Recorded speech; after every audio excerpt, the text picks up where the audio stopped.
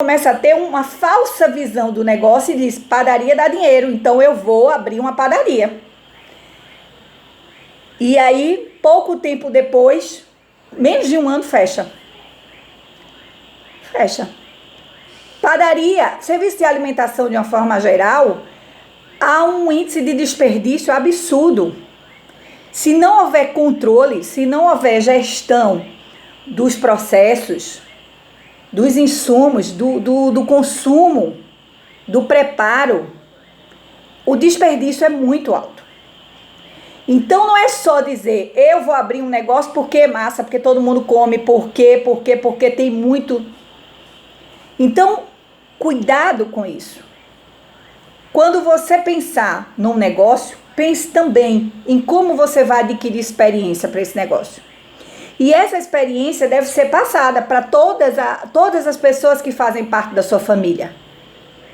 Né? Se você já tem filhos em idade de estar indo para a empresa, comece a passar o conhecimento que você tem. Porque a gente falou há pouco do processo de sucessão. Nesse processo de sucessão, ter a qualificação, ter a capacidade de gerir essa empresa, ela tem que ser de todos que vão fazer isso em algum momento. Né? Recentemente também eu recebi uma mensagem de um empresário que ele disse, antes eu era conhecido como o filho do dono, agora eu sou o dono da empresa. E eu tive que me preparar para assumir esse papel de dono da empresa, porque enquanto filho do dono, a minha visão era uma. Por mais que eu gostasse de ir para a empresa, eu não tinha ideia das obrigações, das tamanhas obrigações que tinha dentro da minha empresa. Então, os aspectos são diferentes, as responsabilidades são diferentes, as obrigações são diferentes, o peso é diferente. Então, dentro de uma gestão, quando a gente tem uma empresa que ela é uma multinacional, que ela tem ali outros donos, como diz a história, tem lá um CEO da vida, que já manda as estratégias, né? E a gente cumpre, isso é uma coisa. Numa empresa familiar, o empresário ou a empresária, ele é o CEO da empresa, ele é o estrategista da empresa. Então, todos que está na empresa é o primeiro da fila. Isso mesmo, tem que ser capacitado. Então, todos na empresa têm que levar em consideração que merecem também ser qualificados. E aí, um dos grandes erros que eu considero é que a empresa familiar, às vezes, não leva em consideração a importância dessa qualificação. E aí, faltando qualificação, falta produtividade, falta lucro, falta um monte de coisa. Então, a empresa familiar tem que parar de achar que porque ela é familiar, ela não tem que se profissionalizar. Gente, aí é que ela tem mesmo, porque quando uma empresa grande acontece um erro nela, ela tem respaldo, ela tem o que a gente chama do amortecedor financeiro para poder amortecer aquele erro. E uma empresa de pequeno porte, quando erra, a pancada é grande. Então, quanto mais o empresário, sua equipe estiver qualificado, melhor ele vai poder gerir esse negócio, porque qualquer tantinho faz uma falta, né? Qualquer desvio, qualquer perda, qualquer desperdício vai fazer uma falta grande no resultado final da empresa. Então, é de extrema importância que se tenha experiência com gestão.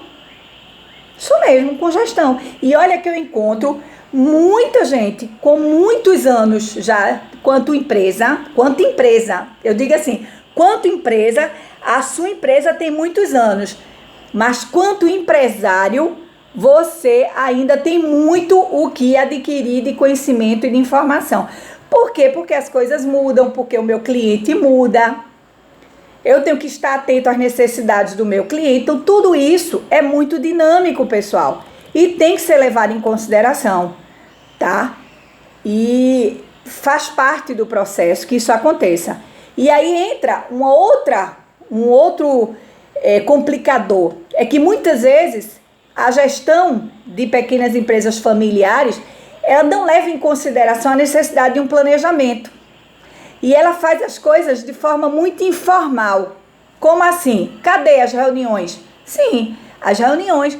Ah, Eugênia, eu vou para casa com a minha mulher e a gente vai fazendo reunião. Me perdoe, você é uma conversa, isso aí não é uma reunião. Independente da tua sócia ser a tua esposa, tu tem que sentar com ela e dizer, hoje nós vamos fazer uma reunião estratégica, eu quero os dados tais. Vamos conversar sobre os resultados da empresa. Amanhã marca o dia, marca a hora da reunião. Quantas empresárias eu vejo reclamar e dizendo, chega em casa, o meu marido quer falar sobre a empresa. Se você fizesse reuniões produtivas na tua empresa com a tua sócia, ali ela não é a tua esposa, ela é tua sócia, você não precisaria estar em casa falando sobre a empresa. Você teria um momento. Em casa você estaria namorando, você estaria cuidando de outras coisas, assistindo um filme, falando sobre a gestão da família e não falando sobre a empresa. E aí muitos empresários ficam até chateados com as suas esposas, porque geralmente essa reclamação vem da esposa, né? E dizem, e eu vou falar de quê? Ó pra isso. E eu vou falar de quê? Gente, tem tanto assunto relacionado à família que o casal pode falar. E às vezes isso até também é uma válvula de escape, né? Vamos falar da empresa que acaba sendo uma zona de conforto. Um outro ponto que a empresa familiar tem que levar muito em consideração é evitar ao máximo atendimento ruim. Porque às vezes a pessoa acha que a gestão familiar é uma gestão tão made in house, né? É tão caseira, que eu não preciso ter um relacionamento com o meu cliente, que eu não preciso ter uma coisa profissionalizada na relação com esse cliente, que eu não preciso ter um pós-venda, né? Que eu não preciso ter padrões de atendimento a esse cliente de forma direcionada. Então, eu acabo achando que a empresa pode ir de qualquer jeito. E, gente, não pode. Lembra, você pode ter até uma empresa pequena em infraestrutura, mas você é um grande empresário, você é uma grande empresária. Porque o tamanho, tá aqui, na tua mente, como você se acha, como você se comporta. Desde o momento quando você vai para a empresa, que você diz assim, eu vou para a empresa hoje. Como é que você vai arrumado? Como é que você vai para a empresa? Como é que você está lá presencialmente? Se você vai relaxado, você está mostrando para teus funcionários, e aí pode ser 1, pode ser 2, pode ser 80, que você trazendo uma certa informalidade para essa empresa que merece a formalização. Ela merece, é uma empresa. Então, tem que ser levado, o atendimento ao cliente está desde o momento que eu me arrumo para esse cliente, a forma como eu me dirijo, a comunicação.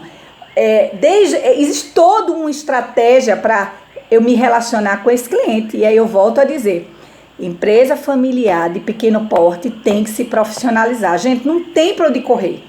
E você é capaz de trazer essa profissionalização para a sua empresa. Com extrema sabedoria, com extrema inteligência, com extrema dedicação. Porque você, por ser dono, né, por ser a liderança maior na empresa, você pode agir, inclusive, de forma mais rápida, e você pode dar para o teu cliente o conforto de estar sendo atendido pela dona, estar sendo atendido pelo dono, não é? O conforto, a proximidade, a intimidade com esse cliente que está ali, que escolheu sua empresa. Então, preste atenção nisso na hora que você for gerir a tua empresa familiar, tá? Na empresa familiar, a gente tem que ter muito cuidado com a centralização. Porque, às vezes, o que é que acontece? 2 pontos acontecem muito. Um é muita gente mandando, tá? E aí os funcionários ficam meio loucos, porque eu tenho na empresa trabalhando eu, meu esposo, meu irmão, minha mãe, meu pai, imagina. E aí eu tenho 5 funcionários. Se eu não tiver cuidado de estabelecer a hierarquia de comando, inclusive entre nós, estabelecer a hierarquia, deixar claro, olha, aqui trabalha meu esposo, minha mãe, meu pai, mas na hierarquia eu cuido da área tal, meu esposo cuida da área tal. Então, se você tiver dúvidas sobre essa área, é a mim que você vai ter que responder ou procurar. Se isso não está definido, claro, né, vai ter problemas. Porque os teus funcionários vão querer agradar todos os donos. Na cabeça dele, todo mundo é dono. Todo mundo é da família. E o pior é quando a família se acha dona. Aí é cada um mandando, cada um mandando. Isso acontece muito. Já, principalmente cargos como motoboy. Né? Cheguei numa empresa uma vez, estava faltando um determinado insumo para fazer o serviço de um cliente. Quando foi procurar o motoboy, não tinha ido pagar a conta no banco da mãe do dono que ligou e pediu que hoje era o último dia de pagar. Olha que confusão. Então, é muito desafiante para os funcionários quando ele não sabe qual é a hierarquia dentro dessa empresa.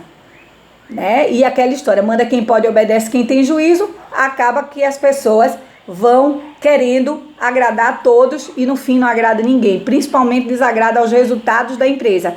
E esses resultados, todos nós dependemos dele, todos nós dependemos do resultado da empresa. Olha o que está acontecendo agora, né?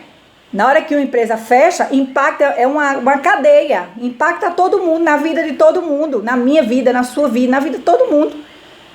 Então, na normalidade, como diz a história, no normal, sem precisar de crise, isso tudo já é obrigação nossa, que somos dirigentes, deixar claro para a nossa equipe quem manda em quê, que áreas são de competência a quem.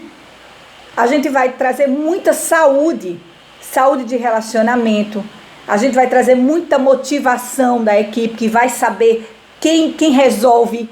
Pior coisa que tem é o funcionário ficar sem saber quem resolve isso. Fala com um, fala com outro, ninguém resolve. Mandar, todo mundo gosta de mandar. Mas na hora de resolver alguma coisa, cadê? Então tenham cuidado com isso, vocês que têm empresa familiar, tá? Conservadorismo é um outro ponto aqui que eu selecionei. Não é uma característica positiva, porque muitas vezes a gente tem que ter cuidado com relação às situações, porque no caso da empresa familiar, pode haver uma falha muito grande na questão da capacidade de inovação. Isso acontece muito, eu vejo, com brigas de gerações. Né? Uma empresa comandada por um pai e que o filho está entrando na empresa, muitas vezes empurrado pelo pai, só que o pai não dá espaço. Então esse conservadorismo desse modelo de gestão desse pai vai entrar em conflito com esse filho. E aí uma das coisas que eu percebo, ou afasta esse filho, porque ele vai dizer, o senhor me quer dentro da empresa, só que o senhor não me dá espaço. E eu vou me embora. Não vou ficar aqui não. Então, esse conservadorismo tem que ser muito combatido dentro das empresas, porque isso só atrapalha tanto a relação familiar. Já vi muitas brigas entre pais e filhos, principalmente por esse conservadorismo. Porque o pai acha, o pai quer o filho, ou a mãe quer o filho dentro da empresa, só que não dá espaço para esse filho errar, inclusive. Eu lembro que eu estou aproveitando o isolamento, não é? Eu moro num condomínio grande e para ensinar minha filha a dirigir. Nossa, para mim está sendo um exercício, por quê? Eu já dirijo há muitos anos. Ensinar alguém a fazer algo que você já faz há muitos anos é um desafio, mas é um exercício muito importante. E isso acontece dentro das empresas. Você, enquanto gestor, se você está inserindo alguém, seja família ou não, para a sua empresa, você tem que saber que a experiência que você tem, o conhecimento que você tem, você não nasceu com ele. Só lembrando, tá? Ele é um processo e esse processo, ele perpassa inclusive por errar, por falhar. Então, eu tenho que levar em consideração que a minha família também, que está dentro aí, que foi escolhida para trabalhar dentro dessa empresa, ela erra. E se eu não souber lidar com isso, tanto eu tenho rompimento no contexto familiar, das relações familiares, quanto eu tenho um verdadeiro, assim, se eu não souber falar até, se eu não souber me colocar, eu vou trazer um sério problema para dentro da empresa. Porque os funcionários vão dizer, nossa, se ela fala assim com quem é parente dela, imagina com a gente. E o pior, né? A gente tende, e muitas vezes, a ser até mais rigoroso com quem é da família do que com outros. Ou não, também acontece outra coisa, que é não exigir da família o que se exige de um funcionário, tá?